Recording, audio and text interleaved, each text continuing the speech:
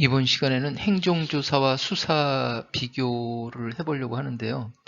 여기 2라고 써놓고 최종 정리라고 해놨는데 2020년 9월 달에 행정조사하고 수사 비교한 영상을 한번 올렸었는데 그 이후에 이렇게 보니까 좀 일부 좀 부족한 부분이 있는 것 같아서 이번에는 그때보다는 조금 더 구체적으로 해서 명확하게 다시 한번 영상을 만들어 봤습니다.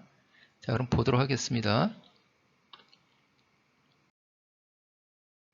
행정조사는 행정조사 기본법에 의해 가지고 행정조사 공무원이 하는 거고, 수사는 형사소송법에 의해 가지고 특별사법경찰관리가 하는 거다. 이렇게 이제 구분이 되겠죠.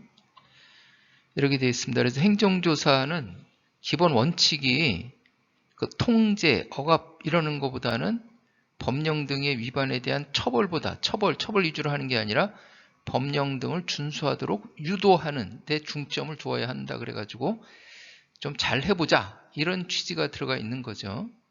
들어가 있는 거예요. 뭐 물론 이제 잘 해보자 그랬는데도 거기에서 위반 사항이 발견이 되면 뭐 행정처벌을 한다든지 수사 의뢰 고발 이렇게 결과적으로 그렇게 가긴 할 텐데 기본 취지는 처벌하는 것보다는 잘 해보자 이렇게 잘 이끌고 가는 그런데 중점을 두어야 한다. 이것이 4조 행정조사 기본법 4조 행정조사의 기본 원칙에 규정되어 있는 내용이에요.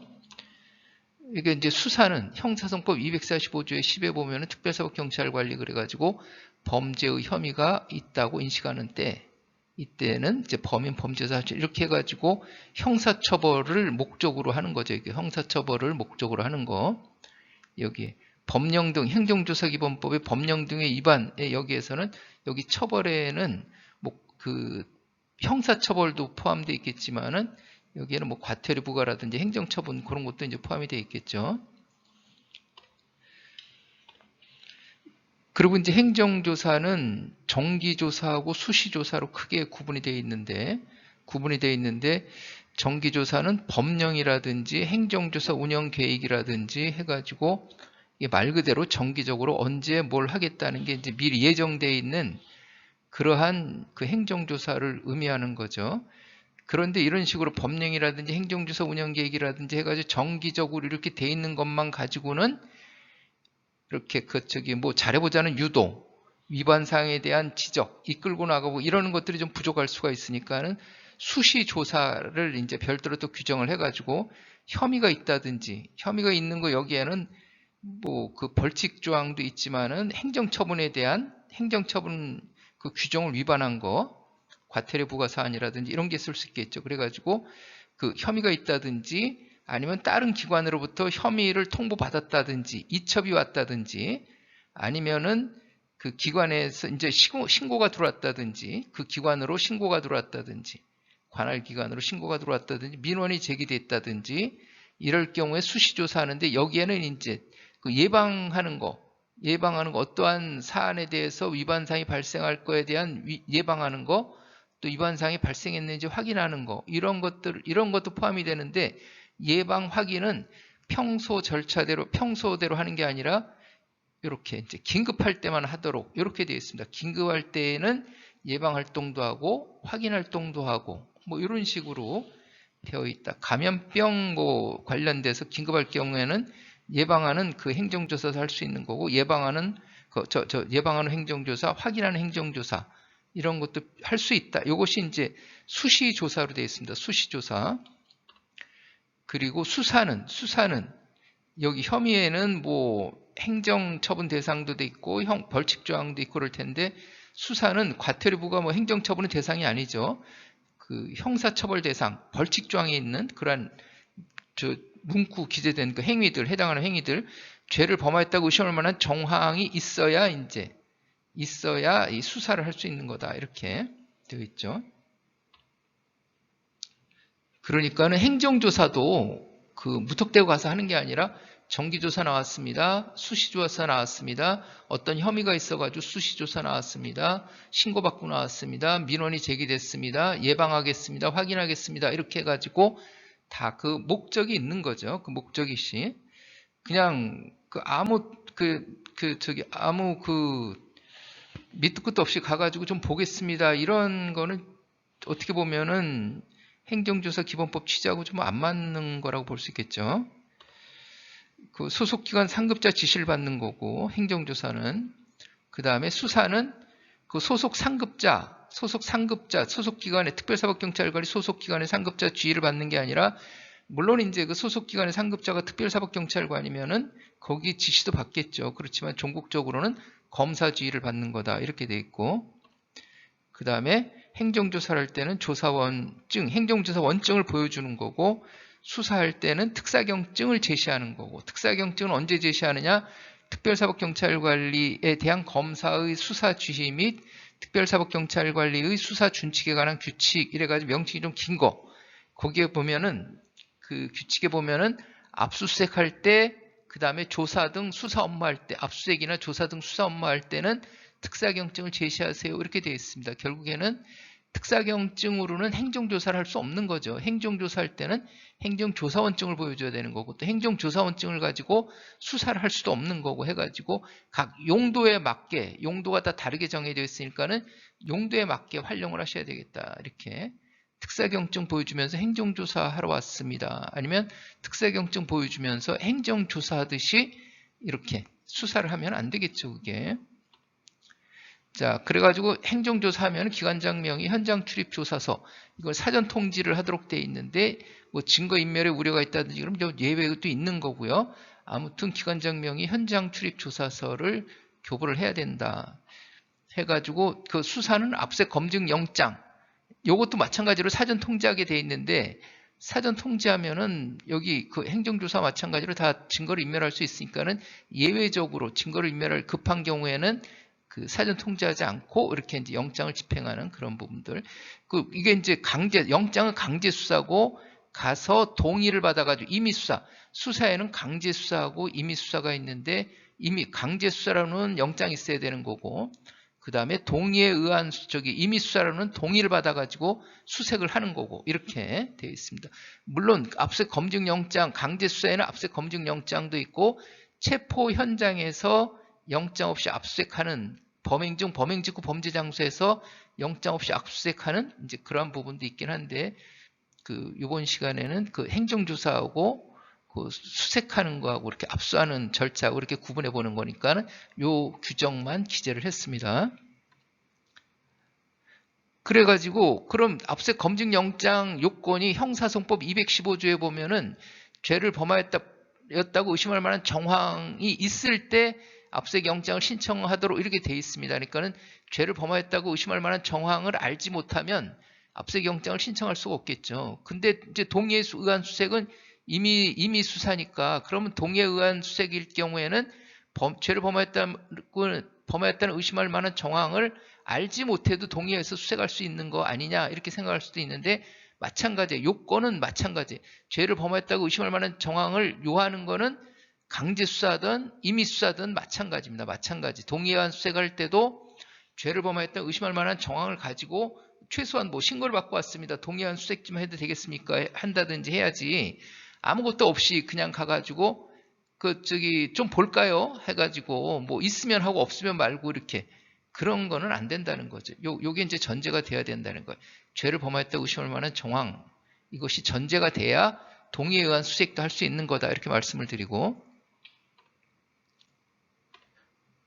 그리고 이제 동의에 의한 수색 같은 경우에 광주지방법원 2심 2021로 383 이 판결문을 보면은 그 임의동행할 때는 우리가 그 거부할 수 있는 권리, 이탈할 수 있는 권리, 퇴거할 수 있는 권리를 알려주고, 그럼에도 임의동행 하겠습니다, 동의할 경우에는 데리고 올 수 있다, 이렇게 되어 있는데, 동의에 의한 수색도 마찬가지로 이 사람이 실제로 동의했는지 어떻게 알 수 있느냐, 그거는 이 사람한테 이제 동의에 의한 수색을 하려는데 거부할 수 있다, 이것도 좀 알려주라는 거예요. 그리고 또 이 사람이 동의에 의한 수색을 하면서, 수색에 동의하면서 거부할 수 있다는 거를 알아들었다, 고지를 받았다는 그러한 그런 것도 좀 서류로 이렇게 문서해 놔야 되는 거 아니냐, 이제 그런 취지의 판결문이에요, 이게. 그러니까 우리가 어디 가서 동의에 의한 수색을, 그 사람이 동의했다는 거 입증할 수 있는 그러한 문서를 작성해서 기록에 편취해 놓으면 확실해지겠죠. 이게. 뭐 규정에는 뭐 서식 같은 거 규정은 없습니다. 그 조사 거부할 때는 과태료라든지 이제 벌금을 부과하도록 이렇게 각 법마다 다 다른데 어느 법에는 과태료 부과, 어느 법에는 벌금 이렇게 되어 있습니다. 조사 거부할 경우에. 그 다음에 이제 압색 영장 집행 거부할 때는 만일에 거부하면서 폭행 협박이 발생하면 공무집행 방해죄가 될 수가 있겠죠. 공무집행 방해죄 요건이 적법한 권한을 가진 공무원이 적법한 절차에 의해서 공무를 수행할 때 그 폭행 협박으로 이를 방해하면 이제 공무집행 방해죄가 되는 거고, 폭행 협박이 없으면 공무집행 방해죄가 안 되겠죠. 이게 그 구성 요건이니까. 아무튼 영장 집행 거부하면 이제 이런 사안으로 발전을 할 수가 있는 거고, 이런 사안 없이 거부하면 그냥 밀고 들어가면 되는 거죠. 그 동의수색하는 거는, 동의수색은 임의수사이기 때문에 동의수색하겠습니다. 거부하면 들어가지 못하겠죠, 이게. 그럼 영장이 있어야 되겠죠. 강제로 밀고 들어갈 수 있는 영장. 그 다음에 이제 강제적으로, 행정조사는 강제적으로 할 수 있는 건 아니고요. 이거는 이제 영장 가지고는 강제적으로 할 수가 있는 거죠. 영장 가지고. 근데 이제 동의수색 같은 경우에도 이것은 임의수사이기 때문에 강제로 할 수 없는 거고 영장을 받아와야 되겠죠. 그리고 이제 만일에 예를 들어서 시료채취 같은 경우에 행정조사는 공개적으로 뭐 원산지, 고기의 원산지, 쇠고기의 원산지면은 뭐 몇백 그램 잘라가지고 거기 절반 나눠서 하나는 업주가 가지고 있고 하나는 행정조사원이 가져다가 이제 유전자 검사를 한다든지 뭐 하겠죠.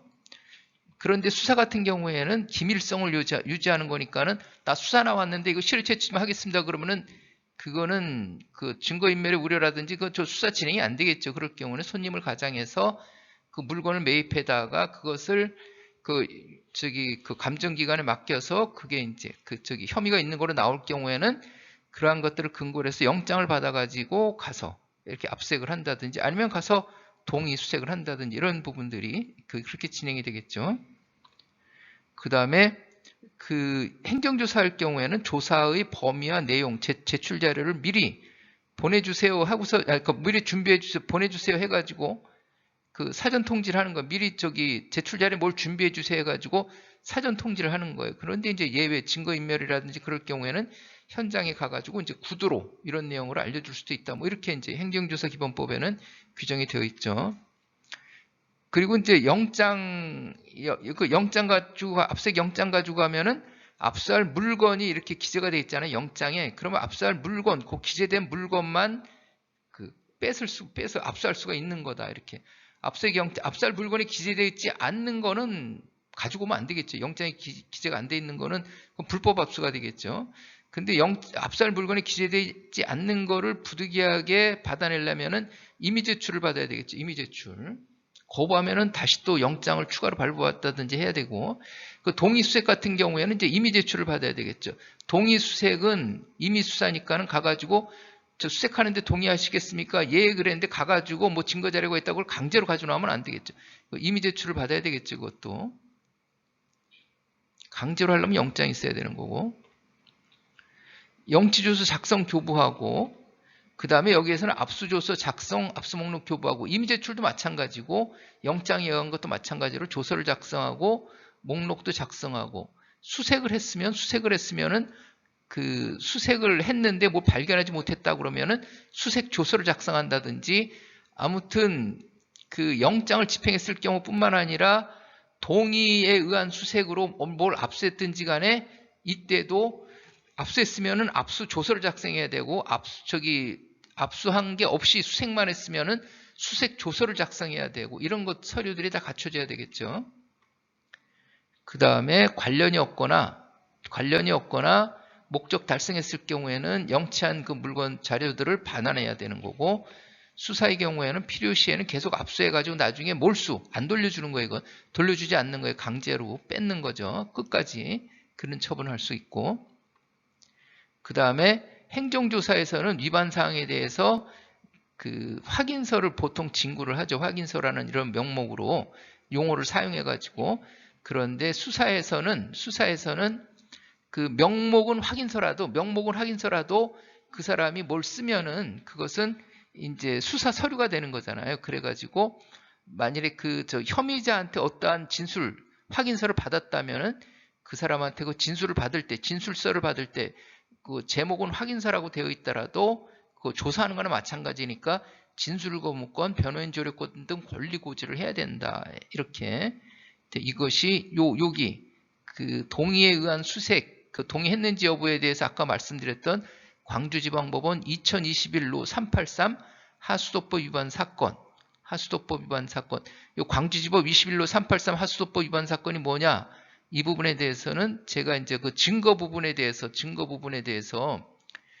그 별도로 또 이 영상을 올려놨으니까는 그걸 참고하시면 될 거고요. 그래서 아무튼 진술거부권, 변호인 조력권은 권리 고지를 해야 된다. 이렇게. 그리고 적발경위서, 고발장을 적발경위서나 고발장을 작성하게 될 거고 불법 사안을 발견했으면은 그 처벌조항에 해당되는 거, 벌칙조항에 해당되는 사안을 발견했으면 이렇게 되는 거고 여기에 범죄인지서를 작성하는 거고 이전에는 범죄인지 보고서라고 그랬는데 2021년 1월 1일부터 그 새로운 그 규칙이 제정 시행된 이후부터는 범죄인지서로 용어가 바뀐 거죠. 그 다음 이렇게 해서 이제 적발경위하면은 이제 수사 의뢰한다든지 고발한다든지 여기에서는 이제 인지사건으로 진행이 되는 거고 그 다음에 그 벌칙조항에 해당되지 않는 사안들에 대해서 과태료 부과 사안이면은 과태료 부과하고 뭐 시정명령, 복구명령, 뭐 여러 가지 중지명령 뭐가 있겠죠.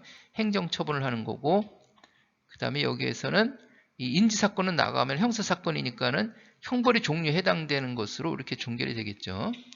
자, 그래서 이번 시간에는 2020년 9월 달에 그 행정조사와 수사 비교 영상을 올려드렸었는데 그 다시 제가 이렇게 보니까는 일부 내용이 좀 미진한 점이 있는 것 같아서 다시 한번 그 정리해서 그 올렸습니다. 그러니까 이 내용을 이 화면을 여기에 그 정지시켜 놓으시고 다시 한번 자세히 좀 보시면 되겠습니다.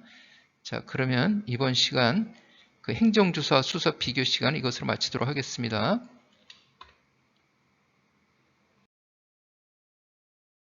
자, 수고 많으셨습니다. 감사합니다.